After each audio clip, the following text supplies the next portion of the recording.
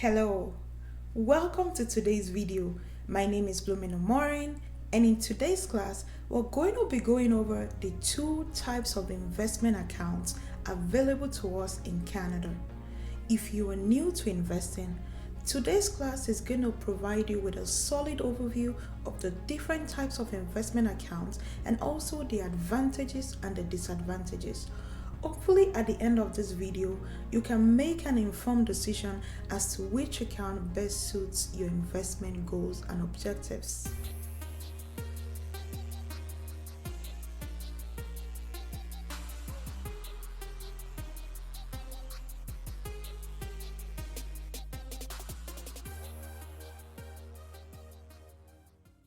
If today is your first time of joining the class, I would like to specially welcome you, and if you're a returnee, welcome back. In one of our last classes, we talked about the basics of investing in the stock market. If you missed that video, I'm going to link it up here. I'm also going to link it at the end of this video so that you can watch the video later. We're going to build on that class, and today we're going to be talking about the two investment accounts available to us in Canada. In order for you to buy financial instruments or securities such as stocks, bonds, ETF, GICs, you need to have an investment account. This is different from your everyday check-ins or savings account that you have with your local bank.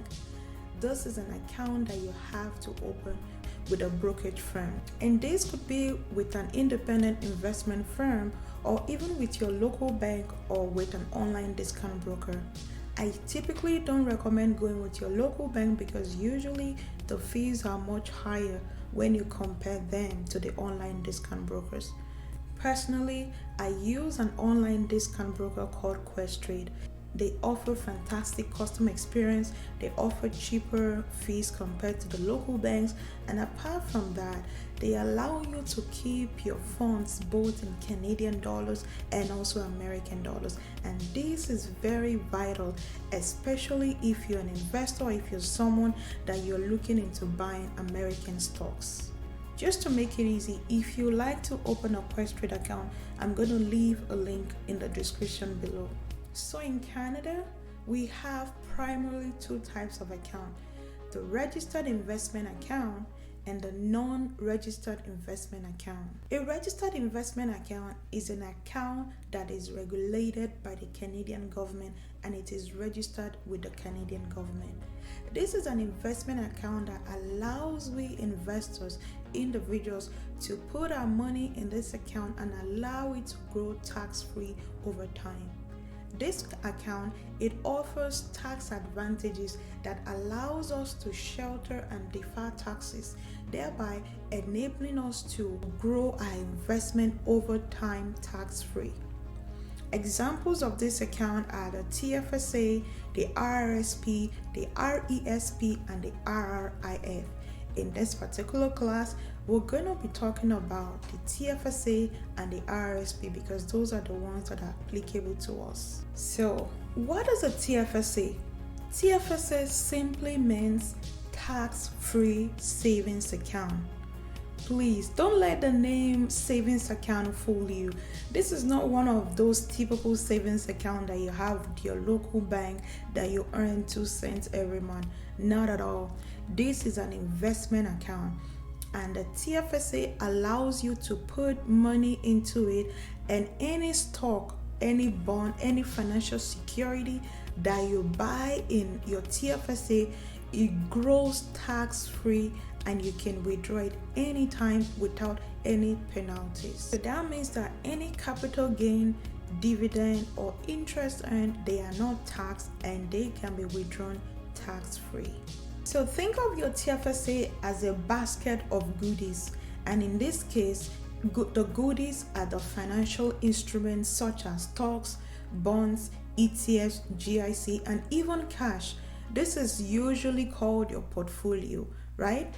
And this was introduced in 2009 by the Canadian government as a way to encourage people to save and invest for the future. And for you to have this account, you have to be 18 years or older and you have to be a Canadian resident. So one of the advantages of the TFSA is that any capital gain or interest or dividend that you earn in your portfolio, it is tax-free forever. There are no tax consequences whatsoever, and you can withdraw this money anytime without any tax penalties or consequences. So let's take for example now, say you bought a share of Apple for $100 and you hold on to that stock for about 3 years. Year 3, you decide to sell the stock, right? The stock that you bought for $100 is now worth $350. By the time you sell the stock, you're going to have a capital gain of $250. This $250 is your capital gain, and you are not going to pay any taxes whatsoever on it if you bought this financial security in your TFSA.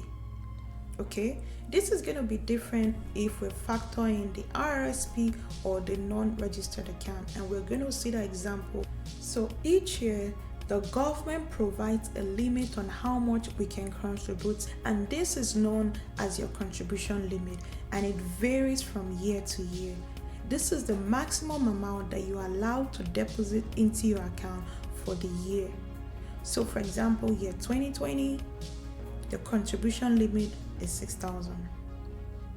If you have not been contributing to your TFSA, the amount is cumulative and it carries forward any unused amount. So let's say for example, as I told you earlier, this started in 2009. So from 2009 up to 2020, the contribution room is $69,500. So let's say now you haven't contributed anything whatsoever. By the time you want to start contributing, you're going to have all of these rooms. For you to know your contribution room, you can log into your TRA account and check for your TFSA contribution room. So the second registered investment account is the RRSP. So what is RRSP? RRSP simply means Registered Retirement Savings Plan. This is an account that is regulated by the Canadian government. And as I said before, this is an investment account that provides investors tax advantages for setting money aside for the future. That means that any income earned, such as dividend, interest, or capital gain, they grow tax-free until it's been withdrawn at a later date. For the TFSA, you can withdraw it anytime, there are no tax consequences. But for the RRSP, any income that you earn in terms of dividend, capital gain, or interest that you earn in your portfolio for the RRSP, the government allows you to grow your investment tax-free until when you withdraw the money at a later date. The idea here is that when you withdraw the money at a later date, you're going to be at a lower tax bracket, and because of that, you're going to be paying much lower taxes compared to when you withdraw the money during your active working years. So that means that any money that you contribute to your RRSP is tax deferred, right? You are not going to pay any taxes until when you withdraw the money in the future.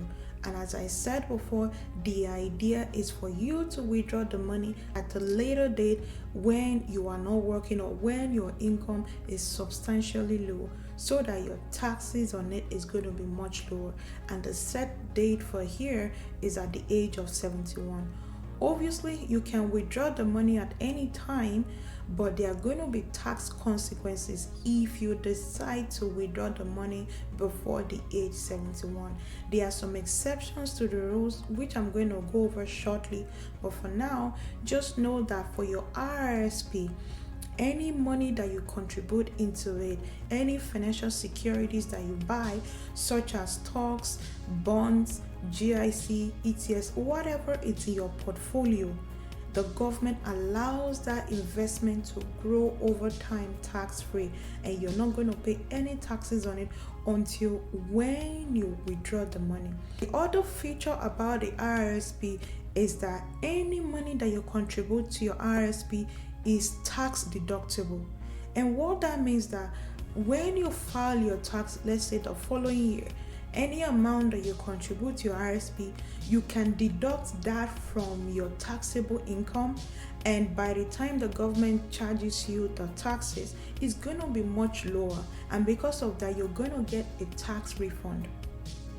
We're going to go over an example so that you really understand this. So for you to contribute to your RRSP, you must have worked in Canada and earned income in Canada, because any contribution you make, as we said earlier, is going to be deducted against your income.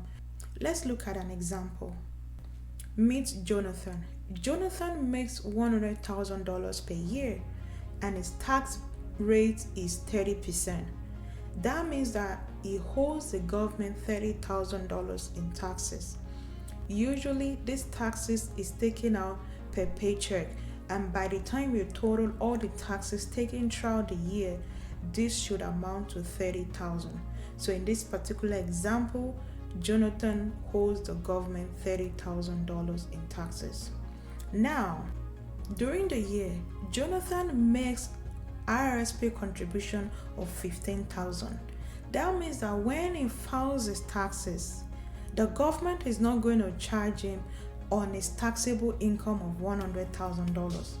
Now, the government is going to charge him $100,000 minus the $15,000 RRSP contribution. That's going to give us $85,000. Now, the government is only going to charge him taxes on the $85,000 and not on the $100,000. That means that $85,000 multiplied by the 30% tax rate, that is going to give us $25,500. Here you can see that the government is going to return to Jonathan the tax difference. That is the $30,000 minus the $25,500. That means that Jonathan is going to be getting back $4,500, and that's only because he made a contribution to his RRSP. Now, instead of Jonathan paying taxes of $30,000, he's going to be paying just $25,500. That means that difference, the government usually refunds it to the taxpayer, usually refunds it to the investor, because the person has already invested in his RRSP. Here we can see in this example that just by contributing to your RRSP, you can reduce the amount of taxes that you pay, and also you get a tax refund relative to the amount that you put in your RRSP. So the government giving you this money now doesn't mean you're not going to pay the taxes. No, you're still going to pay it. You're going to pay it sometime later on in the future. But the goal here is that by the time you're paying the taxes in the future, you're going to be at a much lower tax bracket, and because of that, you're not going to pay that much taxes on the money that is in your RRSP. The RRSP also has contribution limit. So this is usually 18% of your last year's income, or a maximum amount, whichever one is smaller. The maximum amount is usually determined by the government of Canada each year. You can log into your CRA account for you to know your RRSP contribution room and also your TFSA contribution room.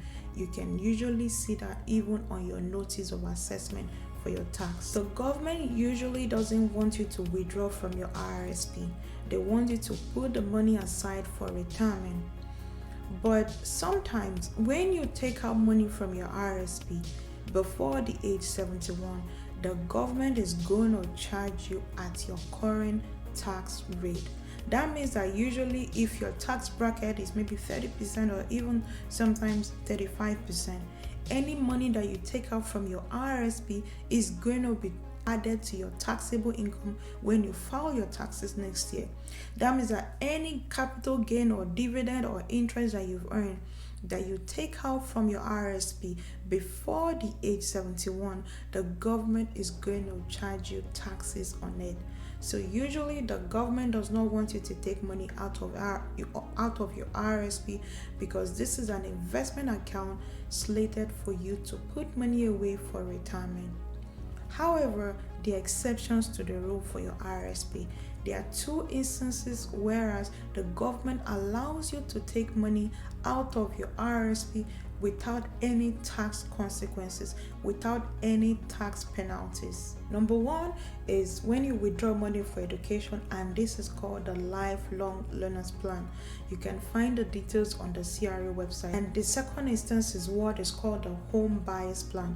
This is usually for first-time home buyers, whereby the government of Canada allows you to withdraw money from your RRSP tax-free. And that money, if you're using it to buy a home for the first time, the government allows you to put it down as a down payment tax-free. There will be no tax consequences. But also know that any money that you withdraw from your RRSP, for these two exceptions, it has to be repaid back within 15 years. So now let's talk about the non-registered investment account. These are taxable investment account with no withdrawal limit or no contribution limit, unlike the TFSA and the RRSP. That means that for the non-registered investment account, there is no limit on how much you can put into the account, and there is no limit on how much you can take out from the account. It's very flexible because there is no restriction on how much you can put into the account or what age or when you can withdraw the amount. But just know that any income earned in the non-registered investment accounts, such as dividend, capital gain, or interest in your portfolio, provided it's a non-registered account, these are usually taxed. And there are primarily two types of non-registered investment account. We have the cash account and the margin account. So cash account is an investment account in which any income, capital gain, dividend, or interest income is taxable in the year that is earned. Let's say, for example, you remember the previous example about the one share of Apple that we bought for $100, and now after holding it for 3 years, it is now worth $350. Now we decide to sell it. Now you've earned yourself a capital gain of $250. But because this is held in a cash account, in a non-registered investment account, you are gonna be taxed the same year that you sold the stock. So interest earned, such as dividend or capital gain in the non-registered investment account, such as the cash account, is usually taxed at a preferential tax rate, and that is usually 50%. But other income earned on bonds or GIC, these are taxed as regular ordinary income. So you can use the cash account usually if you've maxed out your TFSA and your RRSP, and you're looking for other places to invest your money, or you have more money to still invest, then you can start investing in your cash account. So the second type of non-registered investment account is the margin account, and this account allows customers to borrow money to buy securities, meaning that you can borrow to buy stocks, bonds, GICs, and ETFs. This is known as purchasing on margin. I strongly do not recommend this, especially as a new investor. Never borrow to invest. Only invest the money that you own. You don't have to go into debt just to own stocks. You need your own peace of mind. As a new investor, I will recommend starting with the TFSA, and once you max that out, you can start investing in your RRSP, and once you max that out, then you can start considering the non-registered investment account, such as the cash account. And this is because the TFSA offers you a lot of flexibility, in the sense that you can withdraw at any time without any tax consequences, even though there is a limit for you to contribute in a year. But the fact that the government allows you to grow your money tax-free, that is amazing. And the TFSA allows you to withdraw at any time. And the amazing thing also is that you can recontribute the same amount the following year or subsequent years. But for RRSP, the moment you withdraw from your RRSP, you do not get the contribution space, that contribution room again. It is lost forever. So that's why I always recommend that the TFSA is a much easier investment account to start off with, and after that you can start investing in your RRSP, then in the cash account. I would never recommend the margin account. Don't borrow to invest. It is not smart at all. So again, if you want to open an investment account, as I said at the beginning of the video, I currently use Questrade and they are fantastic. I'm going to leave a link in the description below just in case if you want to open an account. And if you have any question whatsoever, let me know in the comment section below. And if you have any feedback, suggestions, or topics that you want to see in subsequent classes, please let me know. And if you found any value whatsoever in today's class, please consider liking, subscribing, and sharing. And thank you for watching today's class. And until then, I'll see you later. Bye bye. Love you.